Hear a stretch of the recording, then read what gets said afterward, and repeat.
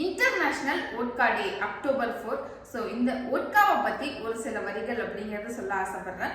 ரஷ்யாவில் தான் ஃபர்ஸ்ட் 8ஆம் 9ஆம் செஞ்சுரியில் பயன்படுத்த ஆரம்பிச்சாங்க அப்படின்னு சொல்லி ஒரு சிலர் சொல்கிறாங்க.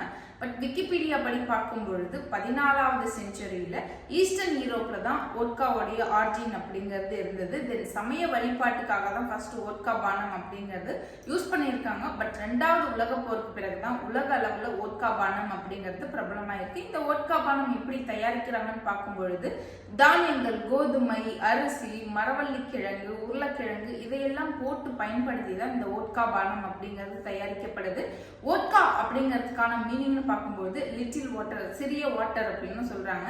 சரி, இப்போ ஓட்கா ரிலேட்டடா இருக்கிற சில ஸ்டாக்ஸ் அப்டேட்ஸ் தான் நான் இப்போ சொல்ல போறேன். அதுக்காக தான் இந்த நியூஸ் அப்படிங்கிறதே சொன்னேன். நோட் பண்ணிக்கோங்க. பிஃபோர் நம்மளோட பேஜை மறக்காம ஃபாலோ பண்ணி வச்சுக்கோங்க. United Spirits Limited, United beverage limited, Radico Khaitan, Allied Blenders and Distillers, Tilak Nagar industries, global spirit, Sula vineyards limited, Som distillers and beverage limited, associated alcohol and beverage limited.